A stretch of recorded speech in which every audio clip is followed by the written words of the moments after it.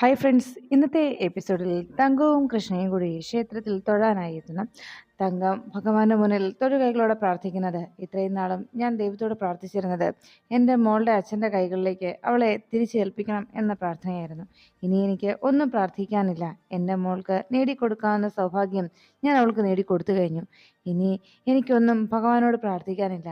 എല്ലാത്തിനും നന്ദി പറയാനും മാത്രമേ ഈ തങ്കത്തിനറിയൂ എന്ന് മനസ്സിൽ പ്രാർത്ഥിച്ചുകൊണ്ട് തങ്കം അങ്ങനെ നിൽക്കുമ്പോഴേക്കും തങ്കത്തെ നോക്കി കൃഷ്ണ മനസ്സിൽ പ്രാർത്ഥിക്കുന്നത് എന്നും ഈ അമ്മ എൻ്റെ ഒപ്പം ഉണ്ടാകണമെന്നാണ്.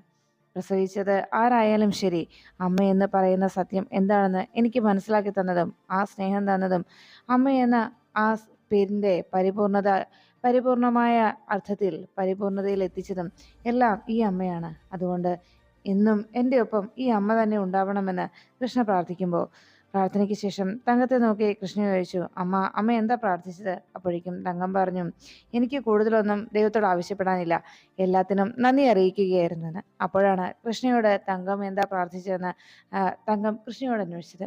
ഉടനെ കൃഷ്ണ പറഞ്ഞു, ഞാൻ പ്രാർത്ഥിച്ചത് അമ്മയെക്കുറിച്ചാണ്, അത് ഞാനും ദൈവം മാത്രം അറിഞ്ഞാൽ മതി എന്ന് പറഞ്ഞ് രണ്ടുപേരും ക്ഷേത്രത്തിൽ നിന്ന് ഇറങ്ങി വരുമ്പോൾ അവിടെ വഴിയിൽ കാത്തു നിൽക്കുകയായിരുന്നു മോളിക്കുട്ടിയോട് എന്നാ വണ്ടി എടുത്ത് നമുക്ക് പോകാമെന്ന് പറഞ്ഞപ്പോൾ ഉടനെ കൃഷ്ണയോട് മോളിക്കുട്ടി പറഞ്ഞു, അതെ, ഞാൻ കരുതിയതേ ഇനി കൃഷ്ണയ്ക്ക് ഈ എൻ്റെ സഹായം ആവശ്യമില്ലെന്നാണ്. ഇനിയിപ്പോൾ എന്നെ ഓട്ടോ ഒന്നും വിളിക്കില്ലെന്നാണ് ഞാൻ കരുതിയതെന്ന് ചോദിച്ചപ്പോൾ കൃഷ്ണ ചോദിച്ചു, അതെന്താ നീ അങ്ങനെയൊക്കെ ചിന്തിച്ചത്?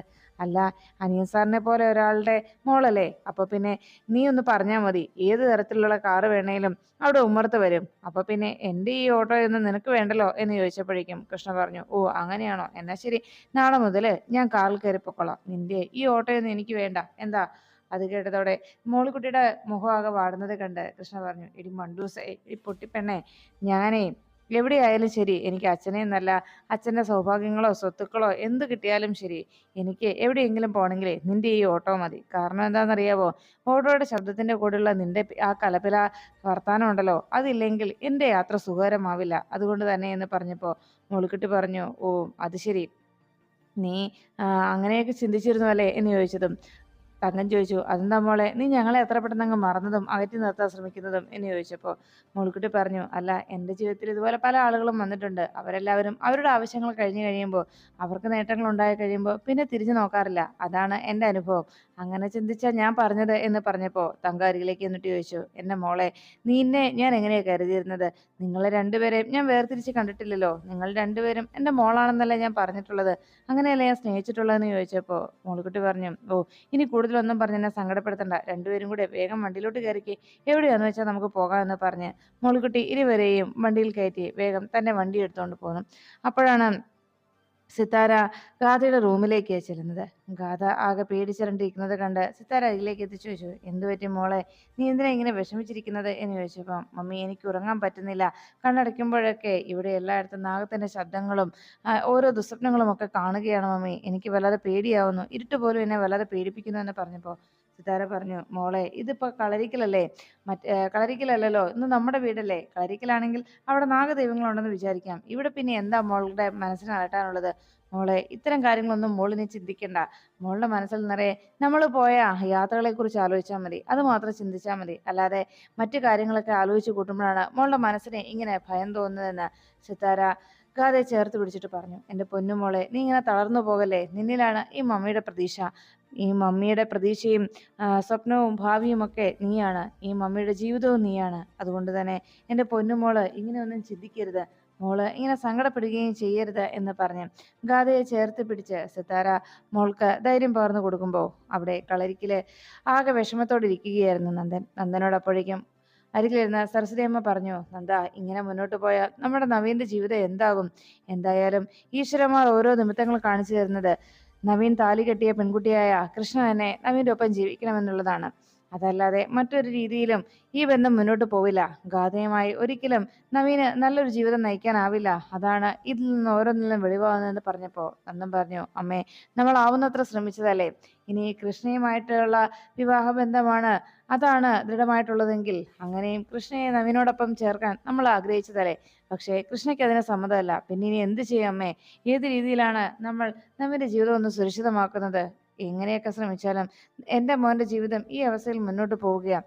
ഇങ്ങനെ പോയാൽ അവൻ്റെ ജീവിതം ആകെ തകർന്നു പോകുമല്ലോ, അവൻ്റെ മനസ്സും ആകെ തകരുമല്ലോ എന്ന് പറഞ്ഞപ്പോൾ എൻ്റെ മോൻ്റെ ജീവിതം തകർന്നു പോകുന്നത് ഞാൻ കാണേണ്ടി വരുമല്ലോ എന്ന് സങ്കടത്തോടെ നന്ദൻ പറയുമ്പോൾ ഇത് കേട്ട സരസ്വതിയമ്മ പറഞ്ഞു, നന്ദ, നമ്മളാലാവുന്ന വിധത്തിലുള്ള വഴിപാടുകളും പൂജകളും ഒക്കെ നമ്മൾ നടത്തി. ഇനി ഈശ്വരാഴ്ച എന്ന് പറയുന്ന ഒന്നുണ്ടല്ലോ, അതെന്താണോ അതേ നടക്കുകയുള്ളൂ. മറ്റൊന്നും നമ്മൾ മനുഷ്യന്മാരെ കൊണ്ട് കൂട്ടിയാൽ കൂടാത്ത കാര്യങ്ങൾക്ക് പിന്നെ ആരാണ് ഒരാശ്രയവും അതിന് പരിഹാരവും കണ്ടെത്തുന്നത്? ഈശ്വരന്മാർ തന്നെ. ഇനി അവർ തന്നെ ഇതിനുള്ള പരിഹാരം കാണട്ടെ. അല്ലാതെ നമ്മൾ മനുഷ്യരെ വിചാരിച്ചാൽ ഒന്നും തന്നെ സാധിക്കില്ല. എല്ലാം ഈശ്വരനിൽ അർപ്പിക്കാം, അതേ ഇനി വഴിയുള്ളൂ എന്ന് പറയുന്നു. അപ്പോഴാണ് അനിയൻ കുഞ്ഞിന്റെ വീട്ടിൽ എല്ലാവരും ഒന്നിച്ചിരുന്ന് ഭക്ഷണം കഴിക്കുന്നത്. അവിടെ സത്യവതിയും അനിയൻ കുഞ്ഞും കൂടി എന്ന് ഭക്ഷണം കഴിക്കാൻ തുടങ്ങിയപ്പോൾ ശ്രീനിവാസനോ സത്യവതിക്കും കൂടി ഭക്ഷണം വിളമ്പുന്ന സമയത്ത് സത്യവതി പറഞ്ഞു, അയ്യോ മോള് വിളമ്പണ്ട, ഞാൻ വിളമ്പിക്കോളാം എന്ന് കൃഷ്ണയെ തടയുന്നു. ഇത് കേട്ടതോടെ ശ്രീനിവാസ് പറഞ്ഞു, അതെന്തിനാ ചേച്ചി, ആ മോള് വിളമ്പട്ടെ, മോൾക്കും ഇതൊക്കെ അറിയാവുന്ന കാര്യങ്ങളല്ലേ. അപ്പോഴേക്കും മാറി നിന്ന് ഇതെല്ലാം കണ്ട് ആസ്വദിച്ച് നിൽക്കുന്ന തങ്കത്തെ നോക്കിയിട്ട് ചോദിച്ചു, അല്ല ഇതെന്താ ശാന്തി ഇങ്ങ് മാറി നിൽക്കുന്നത്? ഇങ്ങോട്ട് വന്നേ, ഇവിടെ വന്ന് എല്ലാവരും ഒന്നിച്ചിരുന്ന് ഭക്ഷണം കഴിച്ചാൽ മതി, അല്ലാതെ ഇങ്ങനെ മാറി നിന്നുള്ള ഭക്ഷണം കഴിപ്പൊന്നും ഇവിടെ ഇല്ല എന്നറിയിച്ചു. അപ്പോഴേക്കും ഇതെല്ലാം കേട്ട് ചിരിച്ചങ്ങനെ നിൽക്കുന്ന സത്യവതിയോട് ഉടനെ ശ്രീനിവാസ് പറഞ്ഞു, ചേച്ചി ഒരു കാര്യം ഞാൻ പറയാം, ഇനിയേ അടുക്കളയിലെ ഭക്ഷണത്തിൽ നമ്മൾ പലപ്പോഴും പുതിയതായിട്ട് വീട്ടിലേക്കൊരു സ്ത്രീ വന്ന് കയറുമ്പോൾ നമ്മൾ ആകെ ടെൻഷനാവുന്ന കാര്യം എന്താ? അവരിനി അടുക്കളയിൽ കയറി എന്താ ഉണ്ടാക്കുക, എന്തൊക്കെയാ ഉണ്ടാക്കി വെക്കുക എന്നൊക്കെയല്ലേ. എന്നാലേ ചേച്ചി ഇനി അതോർത്ത് ആശങ്കപ്പെടുകയൊന്നും വേണ്ട കേട്ടോ. ഇവർ അമ്മയും മോളും അടുക്കളയിൽ കയറിയാലുണ്ടല്ലോ ഒന്നിനൊന്നിനും മെച്ചമാണ്. രണ്ടുപേരും കൈപുണ്യത്തിന്റെ കാര്യത്തിൽ മത്സരമാണ്. അക്കാര്യത്തിൽ ചേച്ചി പേടിക്കണ്ട. അതുകൊണ്ട് നാളെ കിച്ചൺ ഇവർക്ക് രണ്ടുപേർക്കും കൂടി വിട്ടുകൊടുത്തു ചേച്ചി എന്നിട്ട് ഇനി റെസ്റ്റ് എടുത്തോ എന്ന് പറഞ്ഞപ്പോൾ ഇത് കേട്ട് തന്ന തങ്ക അരികിലേക്ക് എത്തിയിട്ട് പറഞ്ഞു, അയ്യോ മോളൊന്നും ചെയ്യണ്ട, ഞാൻ എല്ലാ ജോലിയും ചെയ്തോളാം എന്ന് പറഞ്ഞപ്പോൾ ശ്രീനിവാസ് പറഞ്ഞു, അതെന്താ ഞങ്ങൾക്ക് അടുക്കളയിൽ പ്രവേശനമൊന്നുമില്ലേ, ആണുങ്ങൾ അടുക്കളയിൽ കയറാൻ പാടില്ല എന്നുണ്ടോ എന്ന് ചോദിച്ചപ്പോൾ തങ്കം പറഞ്ഞു, അയ്യോ അത് അങ്ങനെയല്ല എന്ന് പറഞ്ഞപ്പോൾ കൃഷ്ണൻ പറഞ്ഞു, അതെ ഇനി മുതൽ നാളെ സാറിന് ഞാൻ ചില ജോലികളൊക്കെ തരും കിച്ചണിൽ, അതുകൊണ്ട് സാറും കിച്ചണിൽ ജോലിയൊക്കെ ചെയ്തോണം എന്ന് പറഞ്ഞപ്പോൾ ശ്രീനിവാസ് പറഞ്ഞു, അതിനെന്താ, എനിക്ക് സന്തോഷമേ ഞാനും കൂടാം. അപ്പോഴേക്കും തങ്കം പറഞ്ഞു, അതൊന്നും വേണ്ട, നിങ്ങൾ അച്ഛനും മോൾക്കും ഒക്കെ എന്തെങ്കിലുമൊക്കെ പറയാനും കളിക്കാനും ചിരിക്കാനും ഒക്കെ കാര്യങ്ങളുണ്ടാവുമല്ലോ, അതുകൊണ്ട് നിങ്ങൾ അതൊക്കെ ചെയ്താൽ മതി, ഞാൻ അടുക്കള ജോലി മുഴുവൻ ചെയ്തോളാം എന്ന് പറഞ്ഞപ്പോൾ അത് കേട്ടെന്ന സത്യവതി പറഞ്ഞു, അതെ നിങ്ങളൊക്കെ ഇന്നത്തെ തലമുറയെ ഇങ്ങനെയൊക്കെ കാണുന്നവരാണ്, ഞാൻ കുറച്ച് പഴഞ്ചനാണ് കേട്ടോ, അതുകൊണ്ട് പുരുഷന്മാർ അടുക്കളയിൽ കയറുക എന്നതിനോട് എനിക്ക് താല്പര്യമില്ല. പിന്നെ ഇവിടെ ഇപ്പോൾ അത് പറഞ്ഞിട്ട് കാര്യമില്ലല്ലോ, കൃഷ്ണമോളുടെ ആഗ്രഹം എന്താണോ അത് നടന്നോട്ടെ, അതിനെ ഞാൻ എതിർക്കുന്നില്ല എന്ന് സത്യവതി പറയുമ്പോൾ ഇത് കേട്ട ശ്രീനിവാസിന് അത് കേട്ട് ചിരിച്ചുകൊണ്ട് പറഞ്ഞു, തങ്കം നാളെ തനിച്ച് ചെയ്യണ്ട, ഞങ്ങളും തങ്കത്തിന്റെ കൂടെ നിന്ന് മിണ്ടിയും പറഞ്ഞുമൊക്കെ ജോലിക്ക് സഹായിച്ചോളാം എന്ന് പറഞ്ഞപ്പോൾ പെട്ടെന്ന് സത്യവതി പറഞ്ഞു, അനികുഞ്ഞെ ഒരു കാര്യമുണ്ട്, നമ്മുടെ തൊടിയിൽ നിൽക്കുന്ന ആ പുളിമരയില്ലേ, അതിലെ പുളികളെല്ലാം പഴുത്തു, അതൊക്കെ താഴെ വീണു പോവുക, ഏതെങ്കിലും ഒരു ചെറുക്കനെ വിളിച്ച് അതെല്ലാം പറിപ്പിക്കണം കേട്ടോ എന്ന് പറഞ്ഞപ്പോൾ അയ്യോ ചേച്ചി, അതിനിപ്പോൾ നമ്മൾ ജോണിൻ്റെ കടയിൽ നേരത്തെ തന്നെ ചെന്ന് ബുക്ക് ചെയ്യണം, ഇപ്പോൾ ഈ മരത്തെ കയറാനായിട്ട് ആൾക്കാർക്ക് പിടിവലിയാണ് എന്ന് പറഞ്ഞപ്പോൾ ഇത് കേട്ടതോടെ കൃഷ്ണ ചോദിച്ചു, അല്ല ഇപ്പൊ ഇവിടെ എന്താ ആവശ്യം? മരത്തിൽ കയറി പുളി പറിക്കാൻ ഒരാൾ വേണം, അത്രയേ അത് ഞാൻ പറിച്ചു തരാമല്ലോ എന്ന് പറഞ്ഞു. ഇത് കേട്ടതോടെ ശ്രീനിവാസ് ചോദിച്ചു, അല്ല മോൾക്കപ്പം മരത്തെ കയറാനൊക്കെ അറിയാവോ എന്ന് ചോദിച്ചപ്പം അത് കേട്ടെന്ന് തങ്കം പറഞ്ഞു, മരത്തെ കയറാൻ അറിയാവോന്നോ, ഇവൾക്ക് അറിയാൻ മേലാത്ത ജോലി ഒന്നുമില്ല എൻ്റെ സാറേ, ആറ്റില് മണൽ വാരാനും കക്ക പെറുക്കാനും ഒക്കെ പോകും, വള്ളം തൊഴിയാൻ പോയി കഴിഞ്ഞാലോ ഇവളെ തോൽപ്പിക്കാൻ ആരുമില്ല, അതാണ് ഇവളുടെ സ്വഭാവം, അങ്ങനെ ഇവൾക്ക് അറിയാൻ മേലാത്ത ജോലികളൊന്നുമില്ല, മരത്തെ കയറുകയോ എന്ത് വേണേലും ഇവള് ചെയ്യും എന്ന് പറഞ്ഞപ്പോൾ ഓ അത് ശരി, സകലകലാ വല്ലഭയാണ് എൻ്റെ മോളല്ലേ എന്ന് ചോദിച്ചു. അപ്പോഴേക്കും ഉടനെ കൃഷ്ണ ചോദിച്ചു, അല്ല ഞാൻ ആരുടെയാ മോള്, ഇവിടെ എന്തേലും ഒരു കാര്യം ചോദിച്ചു കഴിഞ്ഞാൽ എന്താ പറയുന്നത്, അനിയൻ സാർ അത് ചെയ്യും, അനിയൻ സാർ ഇത് ചെയ്യും, അനിയൻ സാർ അങ്ങനെയാണ് ഇങ്ങനെയാണ് എന്നൊക്കെയല്ലേ, അപ്പോൾ ഈ അനിയൻ സാറിന്റെ രക്തത്തിൽ പറഞ്ഞ എനിക്കും അതിന്റെ ചില ഗുണങ്ങളൊക്കെ കാണില്ലേ എന്ന് ചോദിച്ചപ്പോൾ ഉടനെ ശ്രീനിവാസ് പറഞ്ഞു, ഉണ്ടാവണല്ലോ ഉണ്ടാവും, അതുകൊണ്ട് എൻ്റെ പൊന്നുമോൾ ഇവിടെ ഇരുന്നേ എന്ന് പറഞ്ഞിട്ട് വേഗം ശ്രീനിവാസ് താൻ എടുത്ത ഭക്ഷണത്തിൽ ഒരു ഉരുള എടുത്ത് നേരെ കൃഷ്ണയ്ക്ക് നേരെ നീട്ടി, എന്നിട്ട് പറഞ്ഞു, ഇതെന്റെ മോൾക്കാ,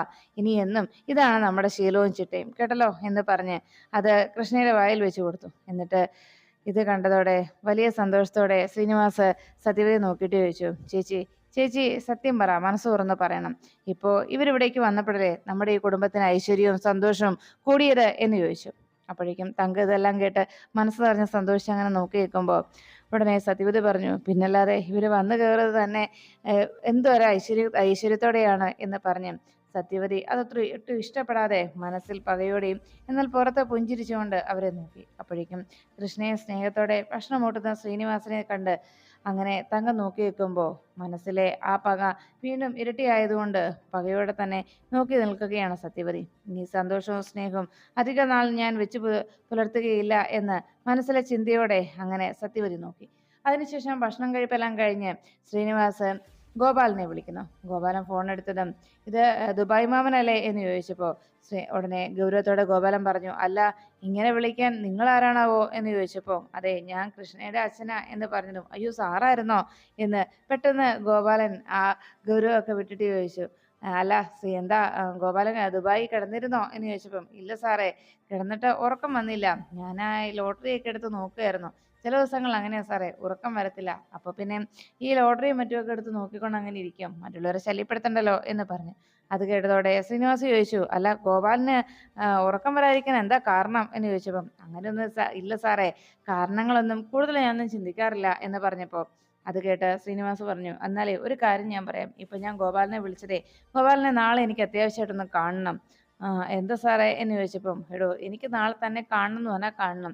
ടിക്കറ്റിന്റെ കാര്യമൊക്കെ താൻ തീർത്തിട്ട് വന്നാൽ മതി, അതൊക്കെ ഓക്കെ ആക്കിയിട്ട് വന്നാൽ മതി. പക്ഷെ തന്നെ എനിക്ക് നാളെ കാണണം, അതിൽ മാറ്റം ഉണ്ടാവരുതെന്ന് പറഞ്ഞപ്പോൾ ഗോപാലനോട് അങ്ങനെ പറഞ്ഞതും ശരി, ഞാൻ നാളെ വരാം സാറേ എന്ന് പറഞ്ഞ് സാറൊരു കാര്യം പറഞ്ഞ പിന്നെ അതിന് വേറെ ഒന്നും മറിച്ച് ചിന്തിക്കാനില്ല, ഞാൻ വന്നിരിക്കും സാറേ എന്ന് പറഞ്ഞ് ഗോപാലൻ ഫോൺ വെച്ചു.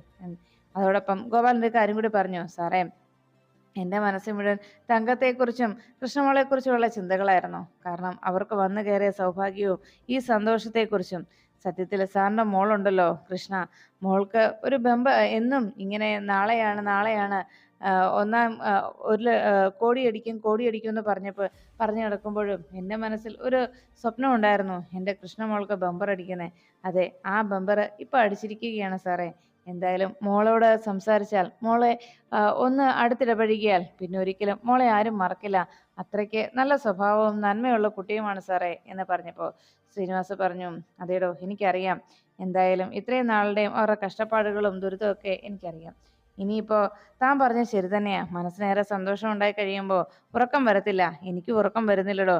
എന്നാൽ ശരി, നാളെ നമുക്ക് കാണാം, താൻ തീർച്ചയായിട്ടും വരണം കേട്ടോ എന്ന് പറഞ്ഞ് ശ്രീനിവാസ് വേഗം ഫോൺ വെച്ചു. അങ്ങനെ ശ്രീനിവാസിന്റെ ആ ഫോൺ കോള് ഓർത്ത് ഗോപാലൻ ചിന്തിച്ചു, അല്ല എന്തിനായിരിക്കും സാറിന് അത്യാവശ്യമായിട്ട് കാണണമെന്ന് പറഞ്ഞത്, എന്തെങ്കിലും കാര്യം ഉണ്ടാവുമോ? എന്തായാലും കണ്ടേക്കാം എന്ന് വിചാരിച്ച് ഗോപാലൻ അങ്ങോട്ട് മാറുമ്പോഴേക്കും തങ്കത്തിന്റെ കൂടെ കിടക്കാൻ പോയ കൃഷ്ണ കിടക്കുന്നതിനിടയിൽ തങ്കം നല്ല മയക്കത്തിലായി കഴിഞ്ഞപ്പോൾ കൃഷ്ണ എഴുന്നേറ്റ് തങ്കത്തെ തന്നെ കുറെ നേരം നോക്കി. അതിനുശേഷം അന്ന് നവീനമായിട്ടുള്ള തന്റെ വിവാഹ ദിവസം തന്നെ കെട്ടിപ്പിടിച്ച് കരഞ്ഞ അന്നത്തെ സിത്താര മേഡത്തിന്റെ ആ സങ്കടത്തെക്കുറിച്ചും ആലോചിച്ചു. അങ്ങനെ ഓർത്തുകൊണ്ട് അമ്മയെ താൻ അന്ന് ആദ്യമായിട്ട് അമ്മ തന്നെ കെട്ടിപ്പിടിച്ച് പൊട്ടിക്കരഞ്ഞ ഒരു നിമിഷം ഓർത്തപ്പോൾ അന്നറിയാതെ തന്റെ മനസ്സിലും അത് തന്റെ അമ്മയാണോ എന്നും അമ്മയോടുള്ള ഒരു അറ്റാച്ച്മെന്റ് തോന്നിയതുമൊക്കെ കൃഷ്ണ ഓർത്തു പോവുകയാണ്. അതിനുശേഷം മയക്കത്തിലായ തങ്കത്തിനരികിലേക്ക് എത്തിയിട്ട് കൃഷ്ണ പറഞ്ഞു, ഇല്ല, പ്രസവിച്ചില്ല എന്ന് പറഞ്ഞാൽ പോലും ഒരു അമ്മ എന്ന സ്നേഹവും കരുതലും ഒക്കെ എനിക്ക് തന്നത് എൻ്റെ അമ്മയാണ്. അതുകൊണ്ട് തന്നെ എന്നും എനിക്ക് എൻ്റെ അമ്മ മാത്രം മതി, മറ്റാർക്കും ആ സ്ഥാനം ഞാൻ കൊടുക്കില്ല എന്ന് പറഞ്ഞുകൊണ്ട് തങ്കത്തെ കെട്ടിപ്പിടിച്ച് തങ്കത്തെ തന്നെ നോക്കി കണ്ണുനീര് വാർത്ത് കൃഷ്ണ കിടക്കുന്നു. പിറ്റേന്ന് രാവിലെ വളരെ സന്തോഷത്തോടെ ഫോണിൽ സംസാരിച്ചുകൊണ്ട് നിൽക്കുകയാണ് അനിയൻകുഞ്ഞ് തന്റെ സുഹൃത്തിനെ വിളിച്ചിട്ട് പറഞ്ഞു, എടോ ഞാൻ ജയിലിൽ നിന്ന് ഇറങ്ങിയിട്ട് ഇപ്പോൾ നല്ല ഹാപ്പിയാടോ, എല്ലാ പഴയ കാര്യങ്ങളൊന്നും ഞാൻ മറന്നിട്ടില്ല, തന്നെ കാണാൻ വരാടോ, ഉറപ്പായിട്ടും ഞാൻ വരാം. അതെ, പിന്നെ ഇപ്പോൾ വേറൊരു സന്തോഷം കൂടി ഉണ്ട്, എൻ്റെ മോൾ എൻ്റെ അടുത്ത് എത്തി, അതുകൊണ്ട് അവളെയും കൂട്ടി ഞാൻ വരുന്നുണ്ടോ ഒരു ദിവസം എന്ന് പറഞ്ഞ് ഫോൺ വയ്ക്കുമ്പോഴേക്കും ശ്രീനിവാസനുള്ള ചായയുമായിട്ട് കൃഷ്ണ ആ ഹാളിലേക്ക് എത്തി. ചായയുമായിട്ട് അരികിലേക്ക് എന്നിട്ട് സാർ ചായ എന്ന് പറഞ്ഞതും കൃഷ്ണയെ കണ്ടിട്ട് പെട്ടെന്ന് മുഖം തിരിച്ചിരിക്കുകയാണ് വലിയ ഗൗരവത്തോടെ ശ്രീനിവാസ്. ഉടനെ കൃഷ്ണ വീണ്ടും വിളിച്ചു, ഹലോ സാറേ ചായ എന്ന് പറഞ്ഞതും ഉടനെ ശ്രീനിവാസ് ചോദിച്ചു, എന്താ മോളെ അച്ഛനെ ഇങ്ങനെ സാറേ എന്നാണോ വിളിക്കുന്നത് എന്ന് ചോദിച്ചു. ഉടനെ കൃഷ്ണ ആകെ സംശയിച്ചു നിന്നിട്ട് പറഞ്ഞു, അല്ല ഞാൻ അങ്ങനെ വിളിച്ച് ശീലിച്ചത് കൊണ്ട് പെട്ടെന്ന് മാറ്റാൻ പറ്റിയില്ല എന്ന് പറഞ്ഞു. മാറ്റണ്ടേ മോളെ, അച്ഛന്നല്ലാതെ സാറെന്ന് വിളിക്കുന്ന ആളുകൾ ആരെങ്കിലും ഉണ്ടോ എന്നിങ്ങനെ ചോദിച്ചപ്പോൾ അത് കേട്ട് അരികിലേക്ക് എത്തിയ തങ്കം ചോദിച്ചു, എന്താ മോളെ? അപ്പോഴേക്കും ശ്രീനിവാസ് പറഞ്ഞു, അതെ, എന്നെ ഇനി അച്ഛ എന്ന് വിളിച്ചില്ല എന്നുണ്ടെങ്കിലേ മോൾ അങ്ങനെ ഒന്ന് വിളിക്കുന്ന കേൾക്കാനായിട്ട് കൊതിച്ചിരിക്കുകയല്ലേ ഞാൻ. അതുകൊണ്ട് ഇനി എന്നെ സാറെന്ന് വിളിച്ചാലേ ഞാൻ മുഖം തിരിച്ചു കളയും, അത്രേ ഉള്ളൂ എന്ന് പറഞ്ഞു. ഇത് കേട്ട് അവിടേക്ക് എത്തിയ തങ്കം ചോദിച്ചു, എന്താ മോളെ, മോൾക്ക് അച്ഛാന്ന് വിളിച്ചാല് സാറിനെ അച്ഛാന്ന് വിളിക്കുന്നതിൽ എന്തിനാ മോൾക്ക് ബുദ്ധിമുട്ടെന്ന് ചോദിച്ചപ്പം, അതെ അങ്ങനെ തന്നെ ചോദിച്ചു കൊടുക്കു തങ്കം. അപ്പോഴേക്കും അവിടേക്ക് സത്യവതി എത്തി. അല്ല ചേച്ചി തന്നെ പറഞ്ഞേ, ഇതില് ഞാൻ പറഞ്ഞതല്ലേ ശരി, എന്നെ അച്ഛാന്ന് വിളിക്കുന്നതിന് പകരം ഇങ്ങനെ സാറെന്ന് വിളിക്കുന്നത് ശരിയാണോ എന്ന് ചോദിച്ചപ്പോൾ സത്യവതി പറഞ്ഞു, ഇതിന് ഞാൻ എന്ത് അഭിപ്രായം പറയാനാ. അപ്പോഴേക്കും തങ്കം പറഞ്ഞു, മോളെ മര്യാദയ്ക്ക് അച്ഛാന്ന് വിളിച്ചേ എന്ന് പറഞ്ഞപ്പോൾ, അതൊക്കെ ഞാൻ വിളിച്ചോളാം, തൽക്കാലം ചായ കുടിക്കുക എന്ന് പറഞ്ഞത് ശ്രീനിവാസ് ചായ കുടിക്കാൻ കൂട്ടാക്കാതെ മുഖം തിരിച്ചു നിന്നു.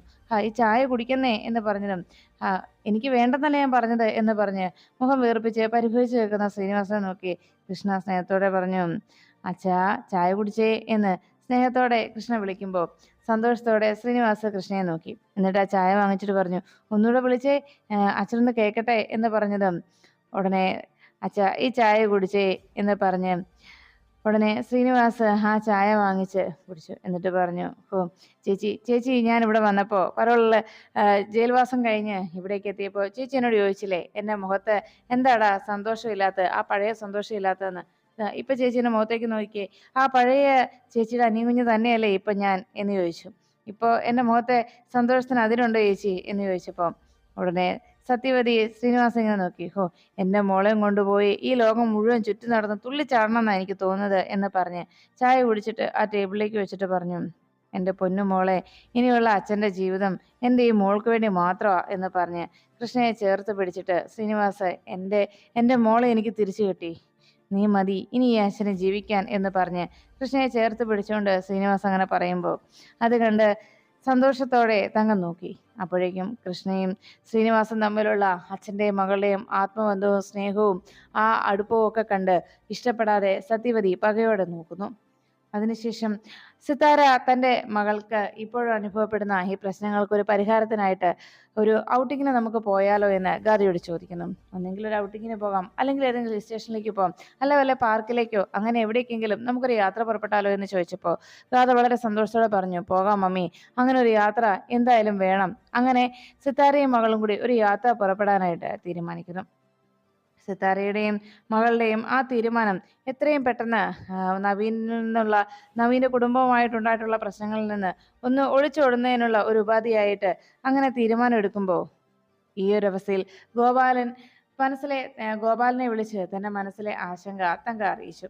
ശ്രീനിവാസ് സാർ തന്നെ കാണണമെന്ന് ആഗ്രഹം അറിയിച്ചിട്ടുണ്ടെന്നും മാത്രമല്ല ഇപ്പോഴത്തെ സാഹചര്യത്തിൽ കൃഷ്ണമോളെ വിവാഹം കഴിഞ്ഞ വിവരവും നവീനാണ് മോളെ വിവാഹം കഴിച്ചിരുന്നെന്നുള്ള കാര്യവും ഒക്കെ സാറിൽ നിന്ന് നമ്മൾ മറച്ചു വെച്ചിരിക്കുകയാണ്. പക്ഷേ കൃഷ്ണമോള് സിത്താര മേഡത്തിന്റെ മകളാണെന്നുള്ള സത്യം സിത്താര മേഡം അറിഞ്ഞു കഴിഞ്ഞാൽ തീർച്ചയായിട്ടും മേഡം ബാക്കിയുള്ളതെല്ലാം മറക്കും, മറ്റെല്ലാം മറന്ന് കൃഷ്ണമോളുടെ അരികിലേക്ക് അവർ ഓടിയെത്തും എന്ന് ഗോപാലൻ പറയുമ്പോൾ തങ്കം സിത്താര മേഡത്തിന്റെ അവസ്ഥയെക്കുറിച്ച് ഒന്ന് ആലോചിക്കുന്നു.